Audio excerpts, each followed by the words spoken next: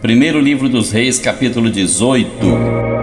E sucedeu que depois de muitos dias a palavra do Senhor veio a Elias no terceiro ano, dizendo: Vai e apresenta-te a Acabe, porque darei chuva sobre a terra. E foi Elias apresentar-se a Acabe, e a fome era extrema em Samaria. E Acabe chamou a Obadias o mordomo, e Obadias temia muito ao Senhor, porque sucedeu que, destruindo Jezabel os profetas do Senhor, Obadias tomou 100 profetas, e de 50 em 50 os escondeu numa cova, e os sustentou com pão e água. E disse Acabe a Obadias: Vai pela terra a todas as fontes de água e a todos os rios. Pode ser que achemos erva para que em vida conservemos os cavalos e mulas e não percamos todos os animais. E repartiram entre si a terra para percorrerem. Acabe foi à parte por um caminho, e Obadias também foi sozinho por outro caminho. Estando, pois, Obadias já em caminho, eis que Elias o encontrou. E Obadias, reconhecendo-o, prostrou-se sobre o seu rosto e disse: És tu, meu senhor Elias? E disse ele: Eu sou. Vai e dize a teu senhor: Eis que Elias está aqui. Porém ele disse: Em que pequei para que entregues a teu servo na mão de Acabe para que me mate? Vive o Senhor teu Deus, que não houve nação nem reino aonde o meu senhor não mandasse em busca de ti. E dizendo eles: Aqui não está, então fazia jurar os reinos e nações que não te haviam achado. E agora tu dizes: Vai, dize a teu senhor: Eis que aqui está Elias. E poderia ser que, apartando-me eu de ti, o Espírito do Senhor te tomasse, não sei para onde, e vindo eu a dar as novas a Acabe, não te achando ele, me mataria. Porém eu, teu servo, temo ao Senhor desde a minha mocidade. Porventura não disseram ao meu senhor o que fiz quando Jezabel matava os profetas do Senhor, como escondia 100 homens dos profetas do Senhor, de 50 em 50 numa cova, e os sustentei com pão e água? E agora dizes tu: Vai, dize a teu senhor: Eis que Elias está aqui, e ele me mataria. E disse Elias: Vive o Senhor dos exércitos, perante cuja face estou, que deveras hoje me apresentarei a ele. Então foi Obadias encontrar-se com Acabe e lhe anunciou, e foi Acabe encontrar-se com Elias. E sucedeu que, vendo Acabe a Elias, disse-lhe: És tu o perturbador de Israel? Então disse ele: Eu não tenho perturbado a Israel, mas tu e a casa de teu pai, porque deixastes os mandamentos do Senhor e seguistes a Baalim. Agora, pois, manda reunir-se a mim todo Israel no Monte Carmelo, como também todos os 450 profetas de Baal e os 400 profetas de Azerá que comem da mesa de Jezabel. Então Acabe convocou todos os filhos de Israel e reuniu os profetas no Monte Carmelo. Então Elias se chegou a todo o povo e disse: Até quando cocheareis entre dois pensamentos? Se o Senhor é Deus, segui-o, e se Baal, segui-o. Porém o povo nada lhe respondeu.